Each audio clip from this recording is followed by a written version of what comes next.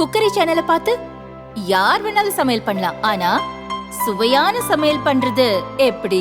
நான் இதயம் நல்லெண்ணெயில சமையல் பண்றேன். ஆஹா ஓஹோன்னு பாராட்டுறாங்க. நீங்களும் இதயம் நல்லெண்ணெயில சமையல் பண்ணுங்க, பாராட்ட வாங்குங்க. தினம் தோறும் வாங்குவே இதயம் விஜய் அரசியல் போடுறாங்க. அந்த அரசியல் அடுத்த தேர்தலில் உங்களோட கூட்டணி இன்னைக்கு நீங்க பாத்தீங்கன்னா விஜய் அண்ணா வந்து ஒரு மிகப்பெரிய ஒரு பிலிம் ஸ்டார், எந்த மாற்று கருத்துமே இல்லை. ஆனா இந்த கேள்வி நீங்க வந்து தேசிய முற்போக்கு திராவிட கழகம் வைக்கும் போது, தேசிய முற்போக்கு திராவிட கழகம் 20 வருஷம் பழமையான கட்சி.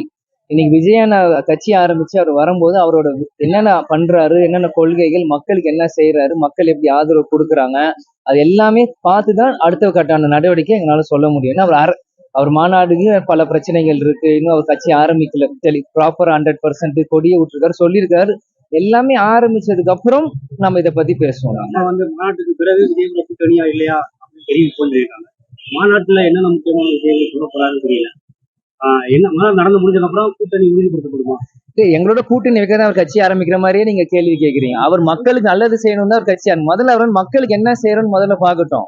அதுக்கப்புறம் தேசிய முற்போக்கு திராவிட கழகம் வராரா, இல்ல தனித்து நிக்கிறாரா, திமுக போறாரா, அதிமுக போறாரா, சீமானா கிட்ட போறாரா, இல்ல எங்க போறாரு அவருக்கும் தெரியாது. அதனால முதல்ல 1 by 1 அவர் பண்ணட்டும். இன்னைக்கு நான் வந்து எங்க கட்சி நிகழ்ச்சிக்காக நாங்க வந்திருக்கோம். இதை வந்து இன்றையோ நேற்றோ பண்ணல. அண்ணன் கேட்ட கோட் படம் பார்க்கல உடனே அதை ஹெட்டிங்கா போட்டுருவீங்க. ஏன் இதை சொல்றேன்னா, பல மாசம் முன்னாடி எங்க டேட் கொடுத்துட்டாச்சு. 4ஆம் தேதியில இருந்து நான் எல்லா பக்கமும் திருவள்ளூர்ல இருந்தேன், இன்னைக்கு மதுரையில இருக்கேன், நாளைக்கு ஊட்டிக்கு போறேன்.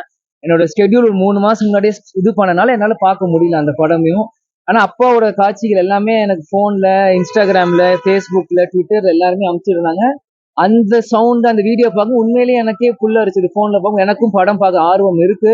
ஆனா கரெக்டான டைம் அமையாதனால என்னால போக முடியல. நிச்சயம் நான் இன்னைக்கு நாளைக்கு எனக்கு கொஞ்சம் ஃப்ரீ ஆனோடனே கண்டிப்பா நான் போய் கோட் பார்த்துட்டு உங்களை அந்த ரிவ்யூ நான் கண்டிப்பா ஆரம்பிச்ச வந்து ஒரு கட்சியா இருக்கு.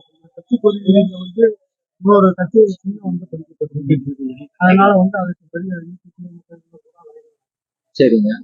நான் என்ன பண்ணுவேன், கட்சி கொடி வந்து ஒரே மாதிரியே கட்சி கொடி வேற கட்சியோட சின்னமும் கலரும் பொறுத்திருக்கு அப்படின்னு சர்ச்சைகள் இருக்குது. இது நான் கருத்து சொல்ல என்ன ஆக போகுது? அது அந்த சர்ச்சையான கட்சி நான் இல்ல, சர்ச்சை ஊறிப்பட்ட கட்சியும் இன்னைக்கு நான் இல்ல. இருந்து வந்திருக்காங்க விஜய் அவருக்கு வந்து பல்வேறு தடங்கள் கொடுக்குறாங்க, பிரச்சனை கொடுக்குறாங்க. தேமுதிக வந்து பல பிரச்சனைகளை சந்திச்சிருக்காரு. இவர் இப்ப சந்திக்கிறாரு. பல தடங்கள், சந்திப்பு, அவமானம் தாண்டிதான் இன்னைக்கு தேசிய முற்போக்கு கொடி கட்டி பறக்குது. அது கேப்டன்ற ஒரு சக்தி, ஒரு ஆளுமை இருந்தது. எத்தனையோ பிரச்சனைகள் எங்களுக்கு தான் இருந்தது. நான் சிறு வயதுல நான் இருக்கிறப்போ எத்தனையோ பிரச்சனைகள் நான் பார்த்துருக்கேன். கல்யாண மண்டபம் இடிச்சாங்க, இன்கம் டேக்ஸ் ரைடு விட்டாங்க, எங்க மதுராந்தகம் இடத்துல வந்து நாங்க உள்ள வச்சிருந்த மதுராந்தகம் இடத்துல வந்து சோலார் ஃபென்சிங் பிச்சு போடும், பல விஷயங்கள் பண்ணியிருக்காங்க. அது எல்லாமே தாங்கணும். அதுதான் அரசியல். இதெல்லாம் விஜய் எனக்கு தெரியாமலாம் வரும், அவருக்கு எல்லாமே அவருக்கு தெரியும். அதனால அவர் வந்ததுக்கு பிறகுதான் அது வந்து அவர் எல்லாமே தெரிஞ்சுதான் வர்றாரு. ஆனா அண்ணன் தைரியம் இருக்கு. அதனால அண்ணன் என்ன பண்றாருன்னு பாப்போம் நம்ம.